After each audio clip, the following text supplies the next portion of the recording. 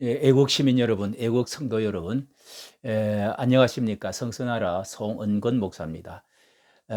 지금 오늘은 60대 이후 세대들이 노후 세대가 이 나라 운명을 좌우한다 하는 선거의 분석으로 말씀을 잠시 올리고자 합니다. 사전 투표율이 오늘로서 이제 그 끝을 냈는데 사상 최고로 기록했다고 합니다. 26.69%, 26.69%.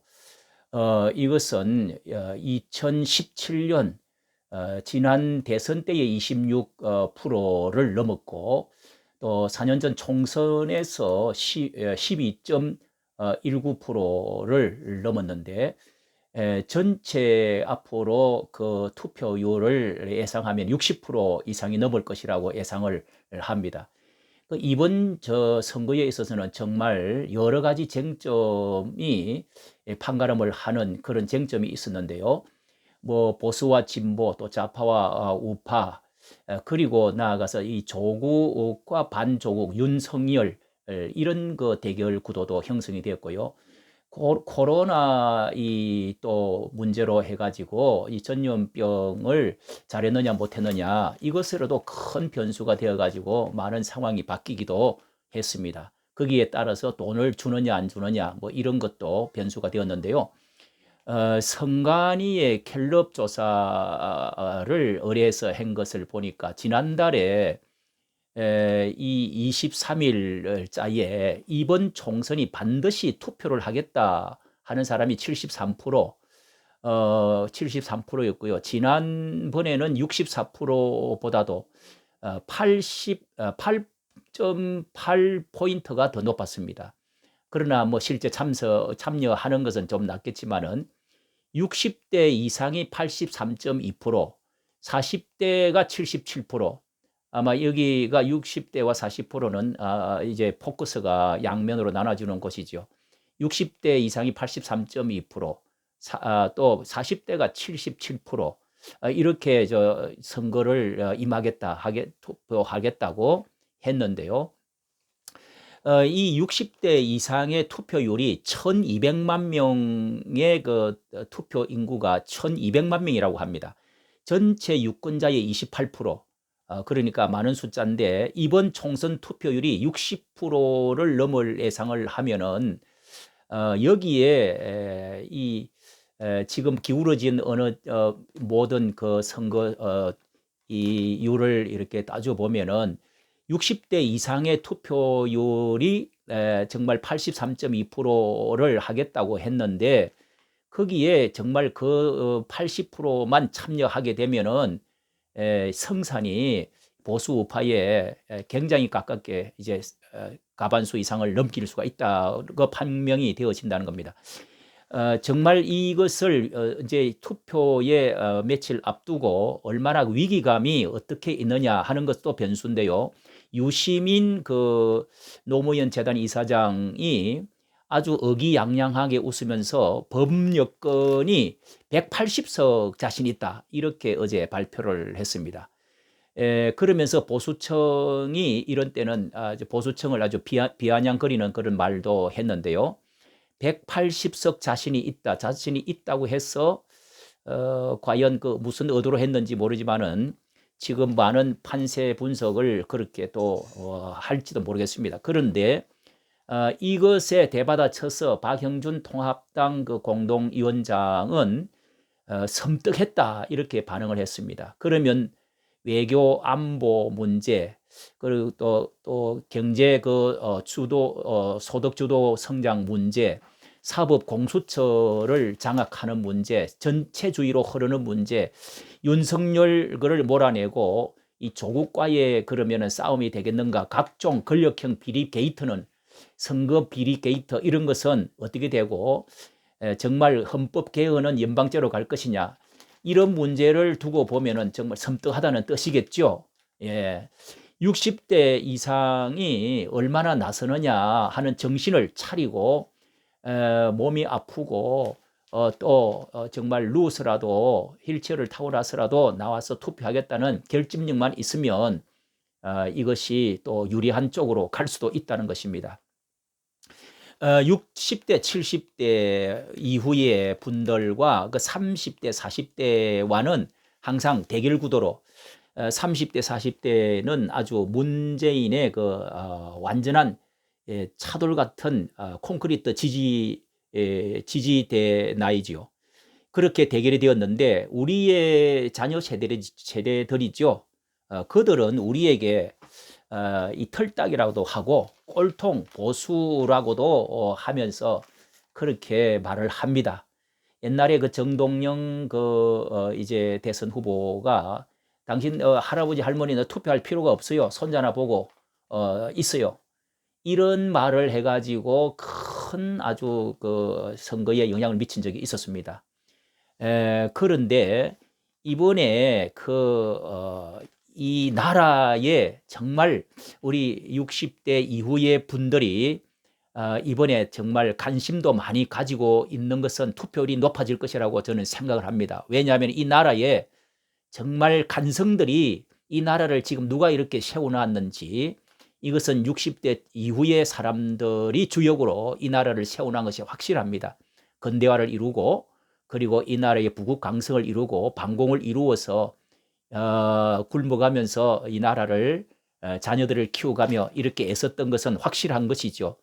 그러면서 이 노인들이 노후 세대들이 왜 광화문에 나와가지고 아스팔트에 나와서 태극기를 집어 흔들었는가 하는 것은 누가 거기 따라서 젊은 세대들이 과거 촛불 광장에 나와서 이게 나라냐 했던 그것이 참 잔잔한 감동을 일으킨 것처럼 이 노후 세대를 또 나와가지고 이게 나라냐 할 때 정말 이 나라를 걱정하는 그 마음이 곧 같았습니다. 더 진했으면 진했지 이래서는 안 되겠다는 말이죠. 그런 광화문의 촛불을 이번에 정광훈 목사를 기준으로 해서 수많은 사람들이 촛불을 횃불로 아주 꺼버린 태극기로 꺼버렸다고 할 수 있을 만큼의 그런 저력을 보여주었습니다. 최근에 박근혜 탄핵 이후에도 광화문에서도 이렇게 강한 노후 세대들의 힘이 있었다는 것이죠. 60대, 70대는 과거의 60대, 70대, 10년 전에 60대, 70대하고 또 다릅니다. 그들의 젊은 30, 40대들의 부모이면서 이 세상을 살아왔던 경험자이고 실전적으로 모든 것을 경험했던 또 실전에 능한 사람들입니다. 또 60, 70대 이후는 과거처럼 털딱들이 아닙니다. 정신도 육체도 아주 건강합니다. 지금 일거리가 없어서 그렇지 얼마든지 마음도 육체도 젊은 살아있다는 것을 보여줄 수 있는 나이들입니다. 이 나라가 공산주의의 나라가 되어질 것이냐 이런 문제도 가장 예민하게 공산주의는 아니야 우리가 경험을 했다. 이것은 30, 40대, 20대들이 모르는 문제지요. 대진년이라고 하는 청년들 모임이 있는데 이 젊은 사람들이 나경원 구역에 가가지고 지금 그렇게 또 저기 또 오세훈 구역에 가서 그렇게 지금 난리를 치는 모습을 보았죠. 이 대진년 이런 젊은 애들이 미군 철수 매일 대사관에 가가지고 그렇게 담을 넘고 행진을 하고 그렇게 프랭카드를 합니다. 김정은 방문을 아주 대놓고 환영을 한다고 지금 난리를 또 치고 있죠. 이런 모습은 우리가 정말 볼 수가 없는 이 노후 세대들이 볼 수 없는 말이죠. 이 나라가 그리고 도덕과 윤리와 이 정의가 살아있다는 것을 보여줘야 되겠다. 이 세상은 돈으로만 이 세상이 움직이는 것이 아니고 그리고 도덕과 윤리 이런 문제도 매우 중요한 문제다고 하는 사실도 인식하고 있는 분들이 바로 60, 70대 이후의 분들입니다. 그리고 한 가지 더 50대가 이번에도 또 50대는 3, 40대 대깨문과 6, 70대 이후의 사이에 끼어 있는 나이들인데 이 세대들이 이 86세대, 50대로 이 사람들이 보스트 캐스팅 보트를 지고 있다 이런 그 분석이 있습니다. 이 국내 최고 선거 전문가로 말하는 김형준 명지대 교수 25년간의 그 데이터 분석을 과학적으로 선거 분석을 한 전문가인데요. 그분이 이런 말을 했네요. 50대가 선거 성패를 결정하는 캐스팅 보트라는 것인데 역대 선거에서 40대가 그런 역할을 했지만 50대로 넘어간 것이다. 문 대통령의 국정 지지율도 이 50대에서 거의 결정된다. 50대는 경제 문제와 도덕성 문제 양쪽으로 예민하다라고 했습니다. 그렇습니다. 그러면서 이 문 대통령 지지율의 그 등락은 50대와 자영업자에 의해서 많이 좌우됐다. 이 지난번에 자영업자들의 소문은 무섭게도 코로나 사태 이전에는 자영업자의 지지율이 거의 30%대였는데 이 코로나 사태가 아니었으면 여당은 크게 고전했을 것으로 본다. 반면 화이트 칼라 고소득 청에서는 이제 말하자면 50대 관련이죠. 대통령 지지율이 무려 61%로 나온다. 이렇게 확 변했다는 것입니다. 30%에서 61%로 달라졌다는 겁니다. 화이트 칼라가 원래는 그 블루 칼라가 문 대통령의 지지율청이었는데 이렇게 뭔가 어딘가 지금 이렇게 좀 달라지고 있다는 것입니다. 뭐가 꼬인 것이죠. 그럼 이것을 고소득층은 왜 좌파 성향 정권을 더 지지할까? 50대는 왜 이렇게 또 화이트 칼라, 고소득 이런 왜 좌파 성향을 원래는 하는 게 아닌데 더 지지할까? 이것을 이렇게 말했네요. 몸은 자본주의의 시장 경제 혜택을 가장 많이 누리면서 말로는 진보적 가치를 떠받드는 일종의 허위의식 때문인가? 다시 말하면 이율배반적이라는 것입니다. 50대 되시는 이 분들은 전체의 19.7%를 점유하고 있다고 하는데 투표율도 최고라고 합니다. 그 문재인 그 후보를 압도해서 지지를 했는데 보수에 많이 실망을 한 청이지요. 그래도 이번에 우리가 어차피 밀어준 걸 밀어주자고 하는 분들이 많겠죠. 그러나 50대는 정말 과거를 볼 줄 알고 미래를 볼 줄 아는 세대가 아닙니까? 시소로 말하면 중간에 있는 분들이고 분별력을 가지고 있는 성숙한 분들이고 아닌 것은 아니라고 하는 그런 세대들입니다. 그러니까 이번에 뭐 돈이 문제가 아니고 그리고 이 코로나 이걸 잘했다 못했다 이게 문제가 아니고 냉철한 분석을 할 수 있는 분이 50대인데 이 나라의 모든 중추적인 허리 역할을 하는 분들 선도 세대들입니다. 이분들에게 이것이 보스턴 캐스팅 보트를 지고 있다면 바른 선택을 해야 되겠죠. 특히 우리 기독교인들, 종교인들이 또 깨어나야 됩니다. 왜냐하면은 과연 이 문 정권 3년을 우리가 경험을 하면서 정말 경험해보지 못한 곳으로 끌고 간 것이 지금 여기입니다. 기독교적인 저는 목사로서 기독교적인 성경적인 이 가치가 가진 그런 정당이냐, 그런 정부 정책이 맞느냐? 아무리 생각해도 저는 반기독교적이라고 생각합니다. 주사파와 좌파, 친북, 친중의 공산주의로 나가고 가자 하는 정거들을 너무도 많이 행동하지 않았습니까?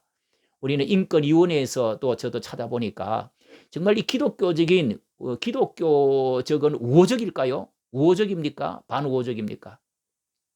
또 기독교 사학법을 하면 또 많은 그 옛날에 문제가 있었는데 사학법도 한번 생각해 보십시오. 동성애법을 한번 생각해 보십시오.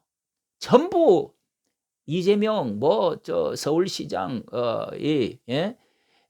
그리고 이 정부가 동성애를 찬성하지 않습니까? 그리고 공산주의의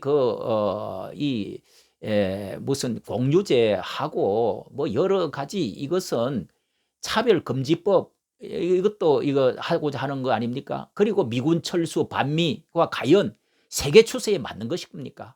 기독교적입니까? 기독교적인 나라를 추구하는 그런 정부와 정당이라고 생각하십니까?